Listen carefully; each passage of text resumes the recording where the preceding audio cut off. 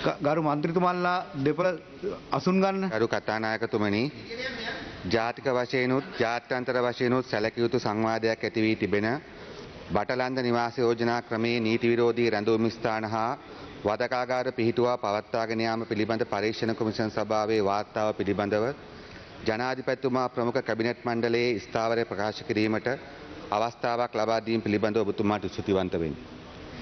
1977 දී 6/5ක බහුතර බලයක් සහිත බලයට පත් වූ එක්සත් ජාතික පක්ෂ ආණ්ඩුව ජනමත විචාරණයකින් තොරවම විධායක ජනාධිපති ක්‍රමය ස්ථාපිත කළ බවත් බලයට පත් වූ 1977 වසරේ ශ්‍රී ලංකාවේ දෙමළ ජනතාවට හා විරුද්ධ දේශපාලන පක්ෂ සමාජිකයන්ට එරෙහිව දැවැන්ත ප්‍රචණ්ඩත්වයක් මුදාහළ බවත් බලය ලබාගෙන වසරක් ගතවනවා සමගම 1978 දී ත්‍රස්තවාදය මර්ධනය කිරීමේ පනත් වැනි අතිමර්ධනකාරී පනත් ගෙනවිත් ප්‍රජාතන්ත්‍ර විරෝධී නීති ක්‍රියාවට නැගීම ආරම්භ කළ බවත් 1980 දී වෘත්තීය අරගලයක් කළ රාජ්‍ය සේවකයන් ලක්ෂයකගේ රැකියා අහෝසි කළ බවත් 1981 දී යාපනයේ පැවති සංවර්ධන සභා ඡන්දය අමුවේ මංකොල්ල කෑ බවත් එහිම ප්‍රතිඵලයක් ලෙස යාපනයේ පුස්තකාලයට ගිනි තබා විනාශ කළ බවත් නිසි කලට පැවැත්විය යුතු පාර්ලිමේන්තු මැතිවරණය නොපවත්වා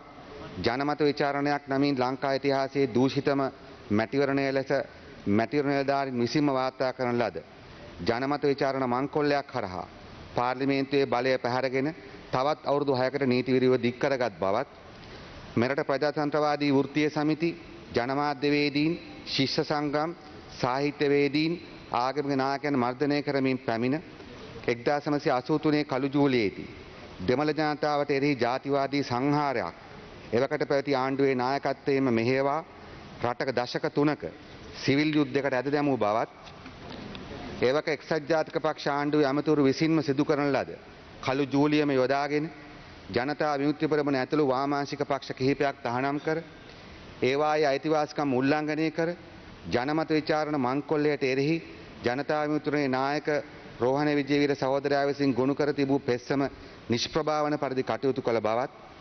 1983 ආරම්භ කරන ලද නීති විරෝධී ප්‍රජාතන්ත්‍ර විරෝධී මර්ධනකාරී පාලනය ක්‍රමයෙන් රාජ්‍ය ත්‍රස්තවාදය එකම පාලන ක්‍රමය බවට පත් කරගත් මිනීමරු ඒකාධිපති පාලනයක් ලෙස කටයුතු කළ බවත් එවකට සිටි පාලකයන් විසින් කෙතරම් තදින් වලලා දමනට උත්සාහ කළද කෙතරම් තදින් ඉතිහාසය විකෘති කර ලියා තිබුණද ජනතාව විසින් ජනතාවගේ ඉතිහාසය ලිවීම ආරම්භ කර ඇති යුගයක් පසුගිය සැප්තැම්බර් 21 වෙනිදායෙන් පසු උදා වී තිබෙන බව ඔබතුමා හොඳින් දන්නා කරුණකි.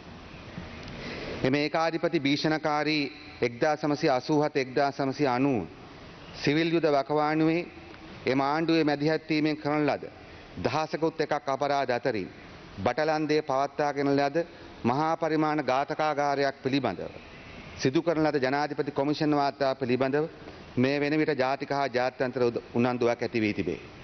ගරු කතානායකතුමනි, 1977-1994 දක්වා පැවති එක්සත් ජාතික පක්ෂ ආණ්ඩුව පරාජයට පත් කර 1994 දී සිදු වූ ආණ්ඩු පෙරළියේ සාරය වූයේම මෙම නීති විරෝධී ප්‍රජාතන්ත්‍ර විරෝධී ඒකාධිපති භීෂණකාරී පාලනය බිඳ දමා එම 17 වසරක සාපයට එරෙහිව යලි ප්‍රජාතන්ත්‍රවාදය ස්ථාපිත කිරීමයි. එම 17 වසරක අඳුරු යුගය තුළ රාජ්‍ය ත්‍රස්තවාදයේ විසින් මරා දමන ලද දසදහස් ගණන් ජනතාවට යුක්ති ඉටු කිරීමයි. සූරියකන්ද වැනි සමූහ මිනිවලවල් පිළිබඳවද බටලන්ද ආදී වදකාගාර පිළිබඳවද එවකට සිටි නායකයන් ඒ ස්ථානවලටම ගොස් හිරිදරව් කිරීමේදී ජනතාව බලාපොරොත්තු වූයේ එම යුක්ති ඉටු කර ගැනීමයි. තම ආදරණීයන්ට සිදු වූයේ කුමක්ද යන්න දැන ගැනීමයි. එම ඝාතකයන් නීතිය හමුවට පැමිණවීමයි. එම ක්‍රූර පාදඩ දේශපාලන සංස්කෘතිය සදහටම අවසන් කිරීමයි. ඒ අනුව 1995 සැප්තැම්බර් මාස 21 වන දින 1948 අංක 14 දරන පරීක්ෂණ කොමිෂන් සභා පනතේ දෙවන වගන්තිය ප්‍රකාරවද නැවතත් 1995 දෙසැම්බර් මාස 15 වන දින නව අධිකාරී පත්‍රයක් මගින්ද 1995 දෙසැම්බර් මාස 19 වන දින අංක 902/8 දරන අතිවිශේෂ ගැසට් පත්‍රය මගින්ද මෙම බටලන්ද නිවාස යෝජනා ක්‍රමේ නීති විරෝධී රැඳවුම් ස්ථාන හා වදකාගාර පිහිටුවා පවත්වාගෙන යාම පිළිබඳ පරීක්ෂණ කොමිෂන් සභාව එවකට ජනාධිපති චන්ද්‍රිකා බණ්ඩාරනායක මහත්මියගේ නියෝගයකින් ස්ථාපිත කෙරිණි. කොමිසමේ කාල සීමාව වරින් වර දීර්ඝ කිරීමෙන් පසුව එහි අවසන් වාර්තාව 1998 මැයි මාස 21 වනදා එම කොමිෂන් සභාවේ ලේකම් ජී.කේ.ජී. පෙරේරා මහතා විසින් ජනාධිපති ලේකම්වරයා අමතා යවා තිබෙන මෙම ලිපියෙන් සනාථ වේ. උපුටා ගැනීම. ජනාධිපති ලේකම් බටලන්ද පරීක්ෂණ කොමිෂන් සභාවට අදාළ ලිපිගොනු හා ලේඛන අනාදිය ජාතික ලේඛනාරක්ෂක දෙපාර්තමේන්තුවට බාර දීම. මෙම ජනාධිපති පරීක්ෂණ කොමිෂන් සභාවේ අවසන් වාර්තාවේ පිටපතක්ද ඇතුළුව අදාළ ලිපිගොනු හා ලේඛන අනාදිය 1998 මැයි මාස 20 වන දින ජාතික ලේඛනාරක්ෂක දෙපාර්තමේන්තුවේ අධ්‍යක්ෂක වෙත මම විසින් බාර දෙන ලදී. එම බාර දීමේ ලයිස්තුවේ පිටපතක් හා ෆ්‍රැන්චයිස් ෆෝරමේ පිටපතක්ද අවශ්‍ය කටයුතු කිරීම සඳහා මේ සමග එවා ඇති බව කරුණාවෙන් දන්වමි. ජී.කේ.ජී. පෙරේරා ලේකම් ජනාධිපති පරීක්ෂණ කොමිෂන් සභාව. ගරු කතානායකතුමනි, මෙම වාර්තාවත් එයට පදනම් වූ පිටු දහස් ගණනක සාක්ෂි සටහන්ද වැඩිපුර සමන්විත වී තිබෙන්නේ මෙම වදකාගාර තුළ අනන්ත වද වේදනා විඳි එමෙන්ම තමා සාක්ෂි දෙන මොහොතේදී පවා එම වදකයන් බලවත් තනතුරුවල විරාජමානව සිටියේදී ඔවුන්ගේ පන්ති මිතුරන් පැහැදිලිවම එකී වදකයන් රකිමින් සිටියේදී දහස් ගණන් පුද්ගලයන් ජීවිත අනතුරු සහිතව සිටියද එම ජීවිත අනතුරු නොසලකමින් මෙම කොමිසමට පැමිණ සාක්ෂි දීමට ඉදිරිපත් වූ නිසා බව ඔබතුමා හොඳින් දනි. එමෙන්ම තම පියා, පුතා, සහෝදරයා, සහෝදරිය සහාසික ලෙස පැහැරගෙන ගොස් දෙතිස් වදදී ඝාතනය කිරීමේ වේදනාව හදවත පතුලේ රඳවාගෙන එය සදහටම අමතක කිරීමේ අමාරු උත්සාහයක සිටි මනෝරාණී සරවණමුත්තු ඇතුළු දහස් ගණන් අම්මාවරුන්, පියවරුන්, දූ දරුවන්, පෙම්වතුන්, පෙම්වතියන්, සොයුරු සොයුරියන් එම තුවාල නැවත නැවතත් පාරා ගනිමින් මෙම කොමිෂන් සභා ඉදිරියට පැමිණ ක්ලාන්ත වී වැටෙමින් මෙම කොමිෂන් මගින් තම ආදරණීයන්ට යුක්ති ඉටුව යන විශ්වාසයෙන් යුතුව සාක්ෂි දුන් නිසා බව ඔබතුමා පිළිගනු ඇතැයි මම සිතමි. ඒ අනුව බටලන්ද කොමිෂන් සභාවේ අවසාන වාර්තාව 1998 මැයි මාස 22 වන දිනට පෙර දිනක එවකට ජනාධිපති චන්ද්‍රිකා බණ්ඩාරනායක මහත්මියට කොමිෂන් සභාව මගින් බාර දී තිබිය යුතු බව පැහැදිලි වේ. එසේ වුවද ජාතික ලේඛනාරක්ෂක දෙපාර්තමේන්තුවට පවා පිටපතක් යවා ඇති මෙම වාර්තාවේ පිටපතක් ඇය විසින් නීතිපතිවරයාට යොමු නොකළ හේතුව එවකට අපැහැදිලි වුවත් අද අහසසේ පැහැදිලි. එමෙන්ම වර්ෂ 2000 මාර්තු මාස 16 දින රජයේ මුද්‍රණාධිපති අමතමින් ජනාධිපති අතිරේක ලේකම් WJS කරුණාරත්න මහතා විසින්ම යවන ලද ලිපියකින් පැහැදිලි වන්නේ අතිගරු උපුටා ගැනීම. අතිගරු ජනාධිපතිතුමියගේ උපදෙස් පරිදි වාර්තාවේ සිංහල හා දෙමළ පරිවර්තන සැසි වාර්තාවක් ලෙස මුද්‍රණය කර ප්‍රසිද්ධ කිරීම සඳහා මේ සමග එවමි.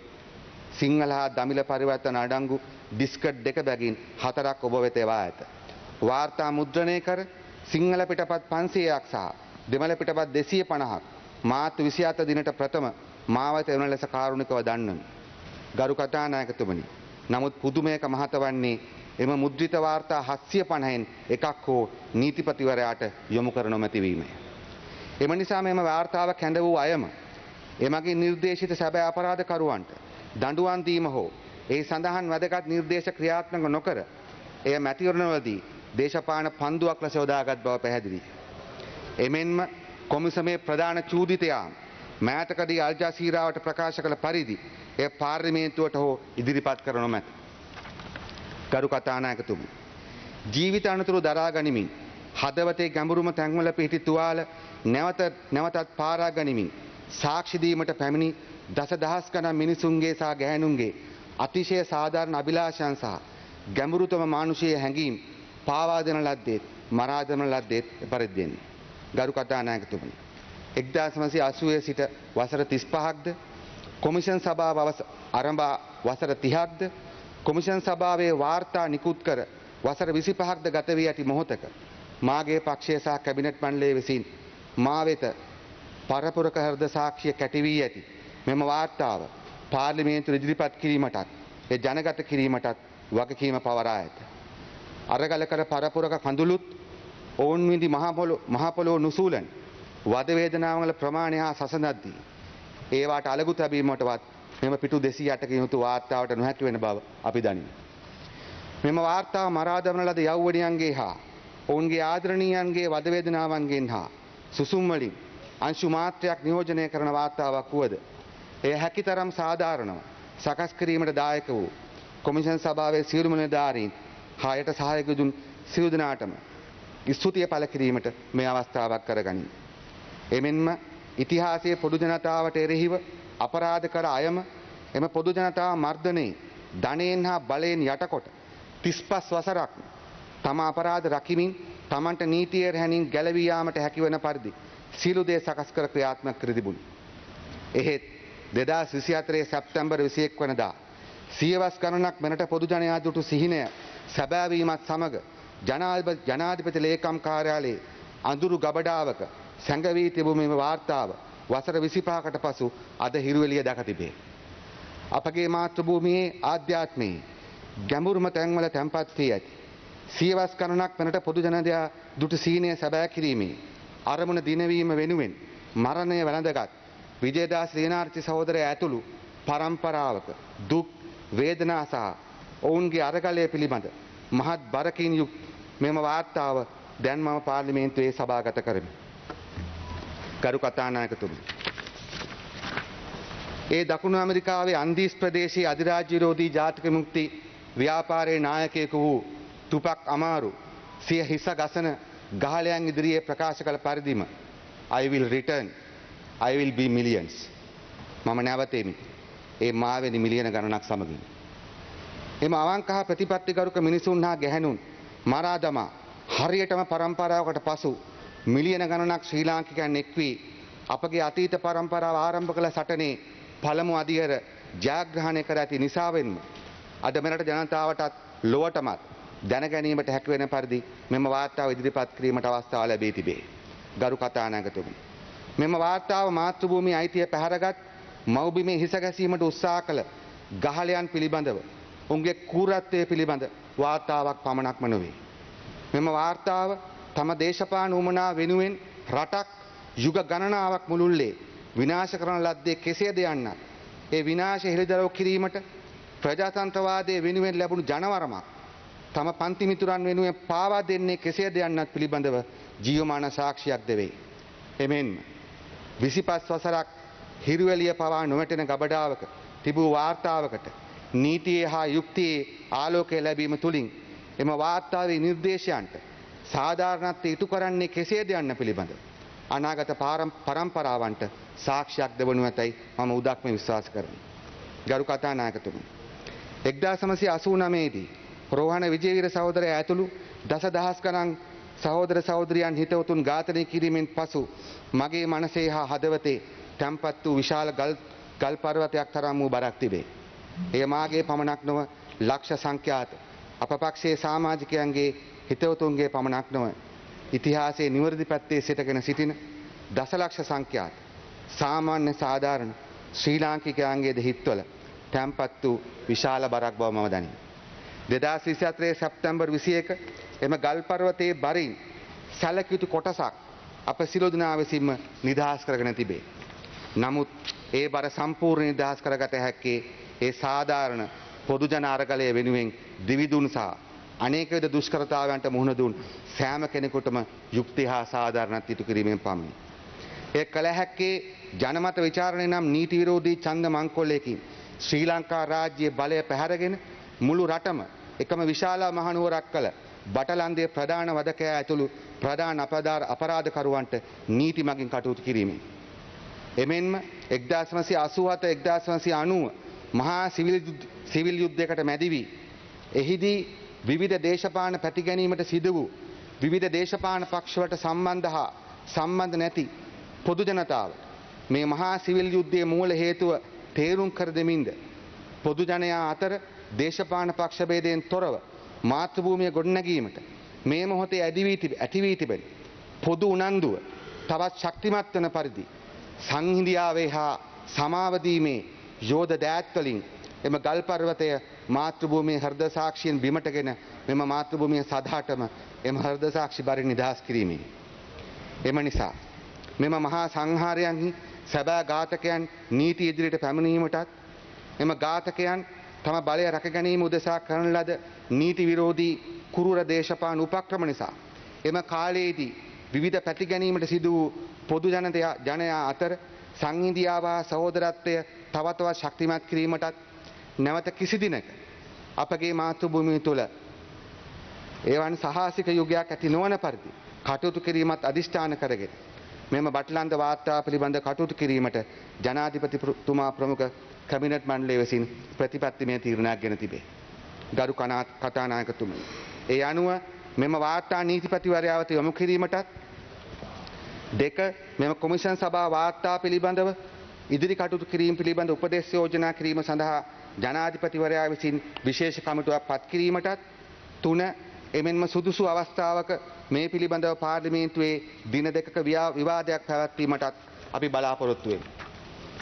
එමෙන්ම මෙම බටලන්ද කොමිෂන් වාර්තාවේ සිංහල දෙමළ ඉංග්‍රීසි භාෂා ත්‍රිත්වයෙන්ම මම විසින් පාර්ලිමේන්තුවේ සභාගත කරන මෙම වාර්තා මන්ත්‍රීවරුන්ගේ සහ පොදු ජනතාවගේ පරිහරණය සඳහා මුද්‍රණය කළ යුතුයයිද ඔබතුමාට යෝජනා කිරීමට මේ අවස්ථාවක් කරගනි. එමෙන්ම කොමිසමට අදාළ සාක්ෂි සහිත වෙළුම් 28ක් ඉදිරියේදීම පාර්ලිමේන්තුවට ඉදිරිපත් කිරීමට අදහස් කරමි. මාතෘභූමිය දරා සිටින මෙම මහා හෘද සාක්ෂි බර සම්පූර්ණයෙන්ම නිදහස් කිරීම වෙනුවෙන් යුක්ති හා සාධාරණත්වය වෙනුවෙන් කටයුතු කරන සෑම කෙනාටම ආරාධනා කරමින් මගේ කතාව අවසන් කරමි. බොහොම ස්තුතියි ගරු කතානායක.